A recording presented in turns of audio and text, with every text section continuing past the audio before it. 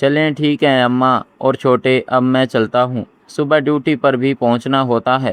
بڑے بھائی ارسلان اٹھ کر کھڑے ہوئے تو میں بھی ان کی تعظیم میں اٹھ کر کھڑا ہو گیا، جبکہ اماں کہنے لگیں معاف کرنا بیٹا، باتوں باتوں میں خیال ہی نہیں رہا، چلو چلتے ہیں۔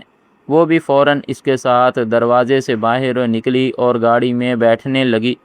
تبھی بھائی ارسلان کہنے لگے اماں آپ میرے ساتھ کیوں جا رہی ہیں؟ آپ یہیں پر رہیں، میں سارا دن ڈیوٹی پر ہوتا ہوں اور آپ اکیلی ہوتی ہیں، آپ کا خیال رکھنے والا کوئی نہیں ہوتا۔ میں آپ کو چھوڑنے کے لیے آیا تھا، آپ کو ملوانے کے لیے نہیں۔ یہ کہہ کر وہ گاڑی میں بیٹھا اور چلا گیا، جبکہ اماں پیچھے سے رونے لگی۔ ان کا چہرہ بے جان سا لگ رہا تھا، ان کی آنکھوں میں ایک ایسا دکھ تھا جو لفظوں میں بیان نہیں ہو سکتا تھا، جیسے کسی نے ان کے دل کے ٹکڑے کر دیے ہوں۔ تب میں نے اماں کو پیار سے کندھوں سے تھاما اور دوبارہ گھر کے اندر لے آیا اور کہنے لگا اماں رو کیوں رہی ہیں؟ میں ہوں نا، میں آپ کی خدمت کروں گا، آپ کو شکایت کا کوئی بھی موقع نہیں دوں گا، آپ پلیز اس طرح اداس مت ہوں۔ تب اماں نے میرے سر پر ہاتھ پھیرا اور دعائیں دینے لگی، لیکن ان کے چہرے سے اداسی نہیں ہٹ رہی تھی۔ اماں کو اداس دیکھ کر میں خود بھی اداس ہو گیا تھا، میرا دل بھی اندر سے ٹوٹ رہا تھا، مگر میں خود کو مضبوط ظاہر کر رہا تھا، لیکن جانتا تھا کہ چند دن اماں کا موڈ ایسا ہی رہے گا اور پھر وہ خود بخود ٹھیک ہو جائیں گی، اور واقعی ایسا ہی ہوا۔ کچھ دن اماں اداس رہیں، شرمندہ سی رہیں، مجھ سے نظریں ملانے سے کتراتی رہیں، جیسے انہیں اپنے رویے پر افسوس ہو رہا ہو، لیکن پھر آہستہ آہستہ ان کا موڈ بہتر ہو گیا اور وہ خوش رہنے لگیں۔ میں بھی خوش تھا کہ اماں اداسی کے اس مرحلے سے نکل آئی ہیں، مگر میری یہ خوشی وقتی ثابت ہوئی۔ اماں تھوڑی سی بیمار ہو گئیں، ان کے چہرے کی رونق مدھم ہونے لگی، جسم میں کمزوری آ گئی۔ میں انہیں گاؤں کے ڈاکٹر کے پاس لے گیا تو اس نے کچھ طاقت کی دوائیاں دے دی، جنہیں کھانے کے بعد اماں کی طبیعت بہتر ہو گئی، مگر ان کی کمزوری اور دل کی تھکن صاف محسوس ہوتی تھی، جیسے اندر ہی اندر وہ کسی بوجھ تلے دبی ہوئی ہوں۔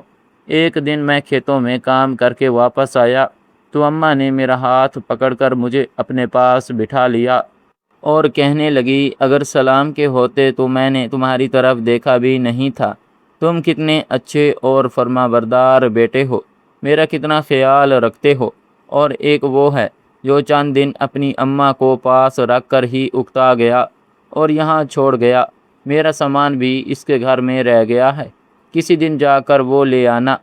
ان کی آواز میں شکوہ بھی تھا اور دکھ بھی تھا۔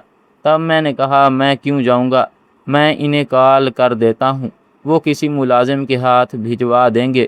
اور میں نے وہیں بیٹھے ارسلان بھائی کو کال کی تو وہ کہنے لگا کہ وہ ملازم کے ہاتھوں اماں کا سامان پہلے ہی بھجوا چکا ہے، آج کل میں مل جائے گا۔ اماں کا دل مزید دکھ گیا تھا یہ سن کر، وہ اداسی جو ان کے چہرے سے کچھ دن کے لیے ختم ہوئی تھی ایک بار پھر لوٹ آئی، ان کی آنکھیں نم ہو گئیں اور میں اماں کی دل جوئی کرنے لگا، ان کے ہاتھ اپنے ہاتھوں میں لے کر انہیں تسلی دیتا رہا۔ میں ان سے کہتا رہا کہ اماں آپ فکر نہ کریں، میں ہوں نا، مگر ان کی آنکھوں میں ایک عجیب سا خالی پن تھا جو مجھے اندر تک ہلا رہا تھا، جیسے وہ اب کسی امید سے جڑی نہیں رہیں، جیسے وہ اندر سے ہار چکی ہوں۔ میں اس دن پہلی بار واقعی ڈر گیا تھا کہ کہیں اماں مجھ سے بھی دور نہ ہو جائیں۔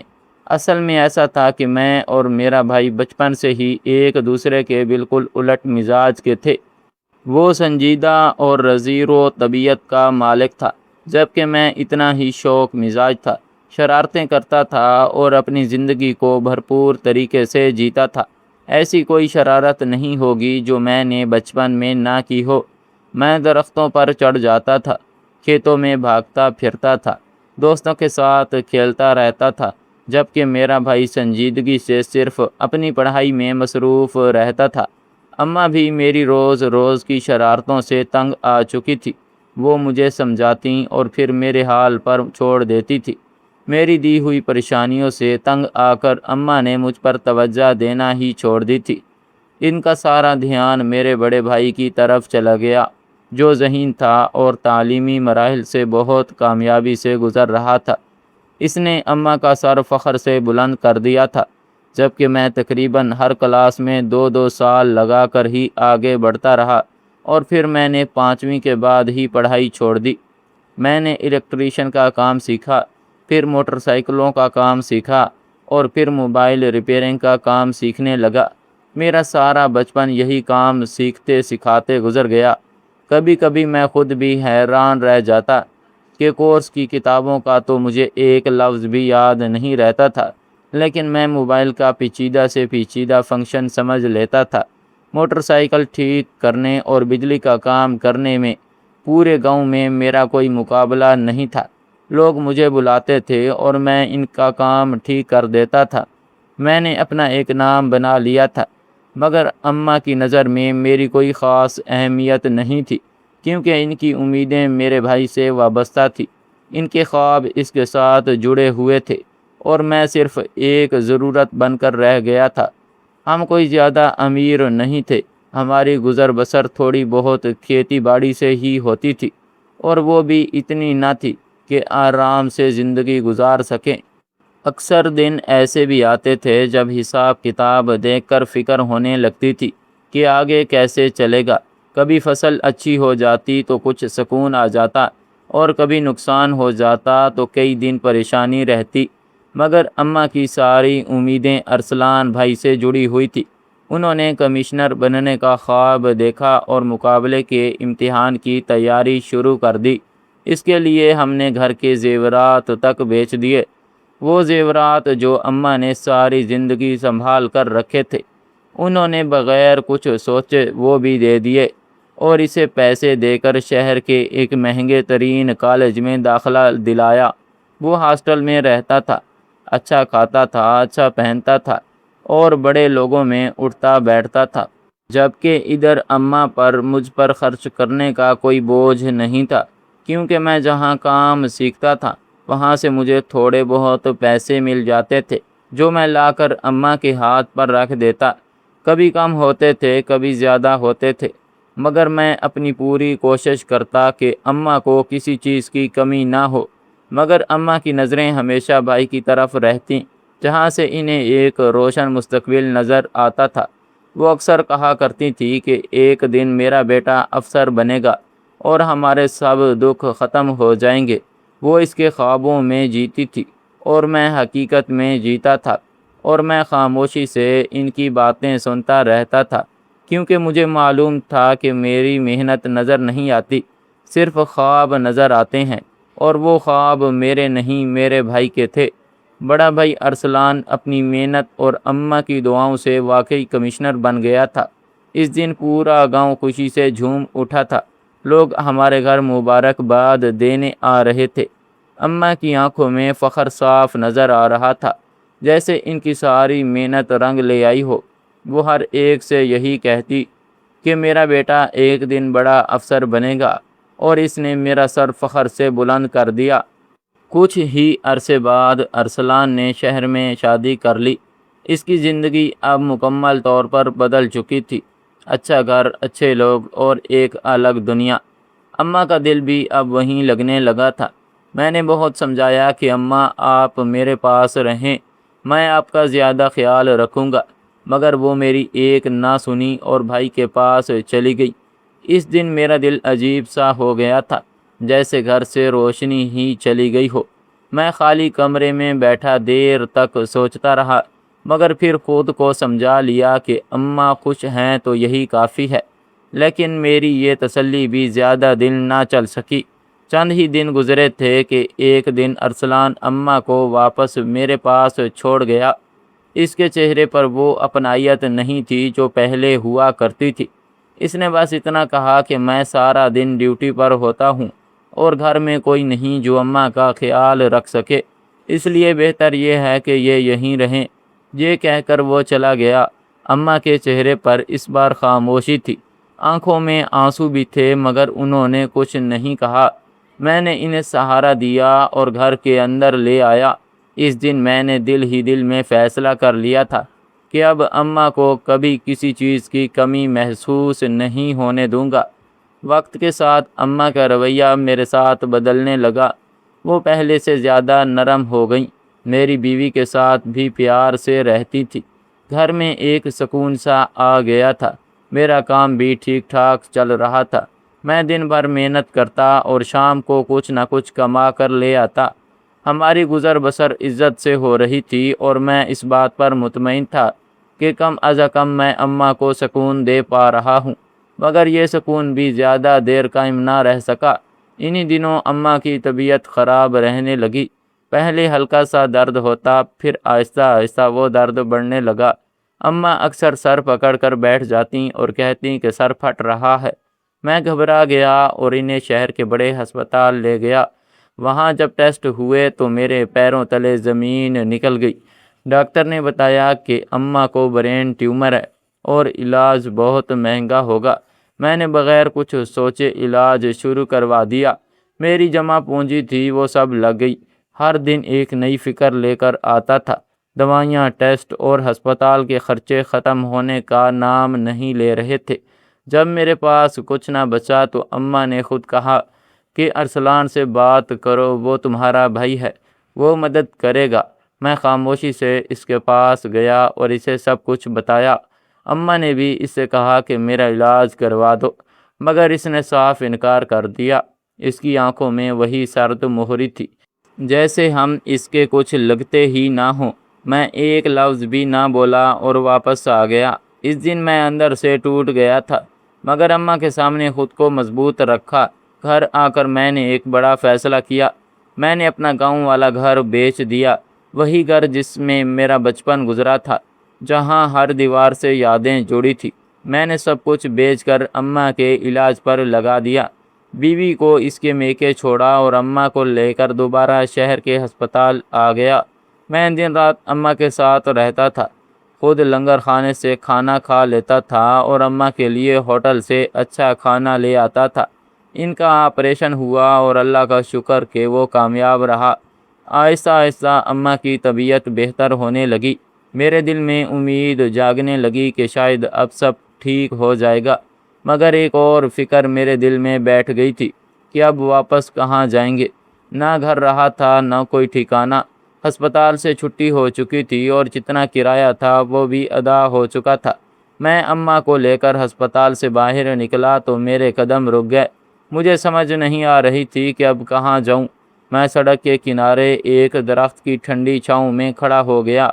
اماں تھکی ہوئی تھیں اور میں انہیں سہارا دیے کھڑا تھا۔ دماغ میں ہزاروں خیال گردش کر رہے تھے۔ زندگی جیسے ایک موڑ پر آ کر رک گئی تھی۔ پاس ہی کچرے کا ایک ڈھیر پڑا تھا۔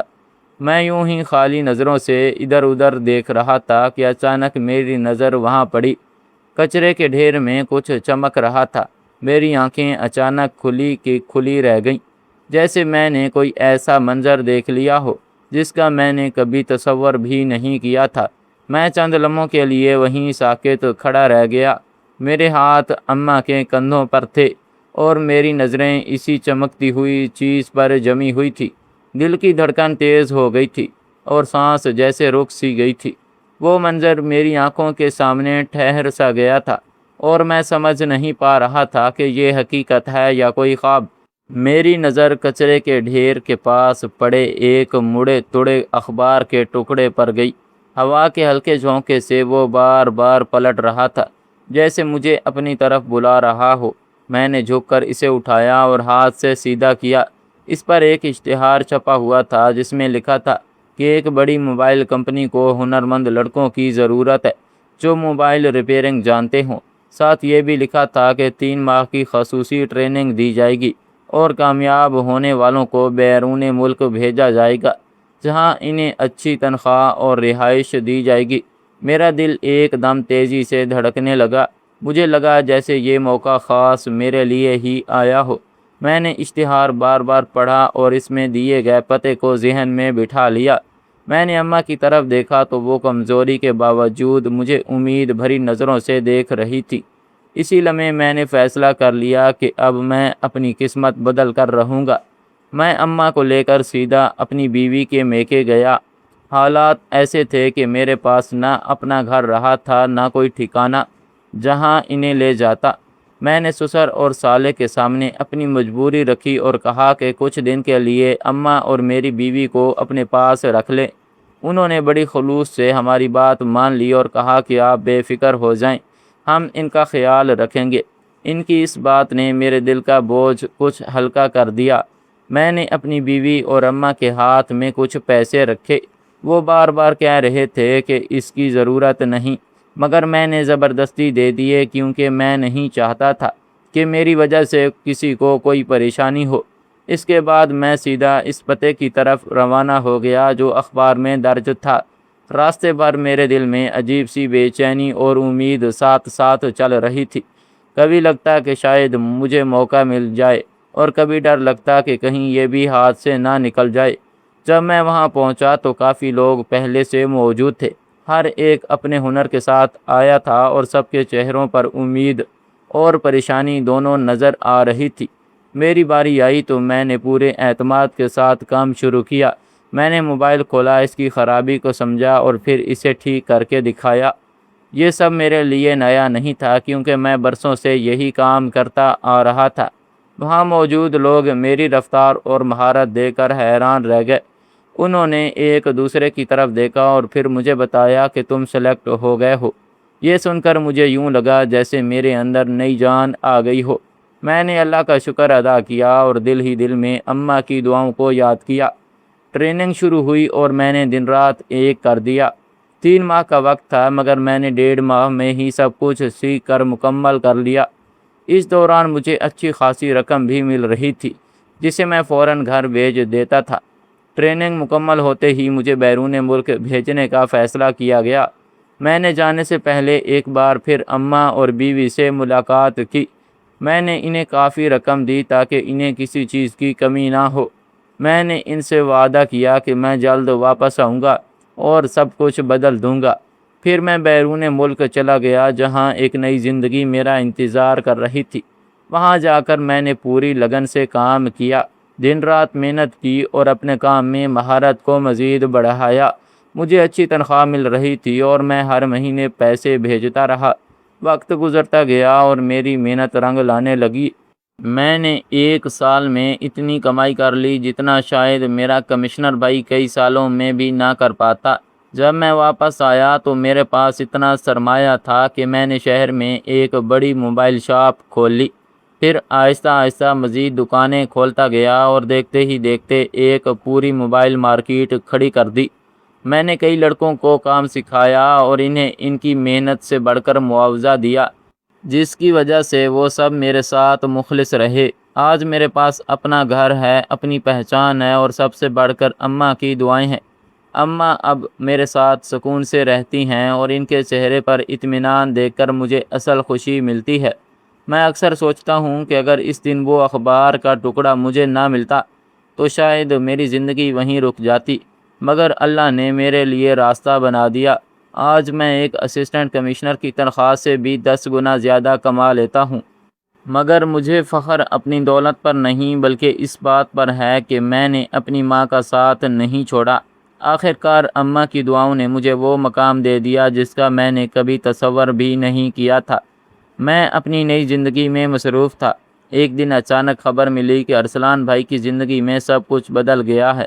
اس کا کمشنر کا عہدہ بھی اب پہلے جیسا نہیں رہا۔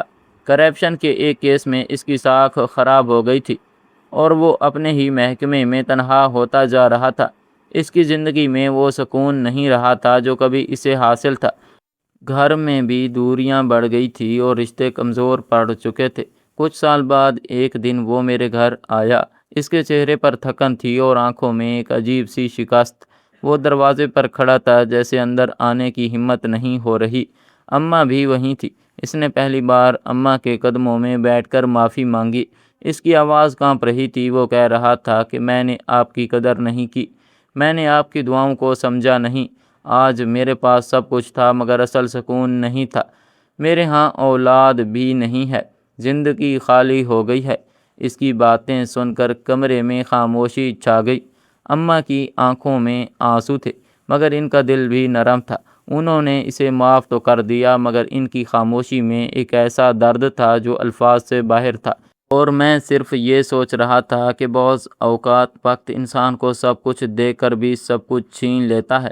ناظرین، اگر آپ کو آج کی کہانی اچھی لگی ہو تو ویڈیو کو لائک اور چینل کو سبسکرائب کر دیں۔ اللہ حافظ۔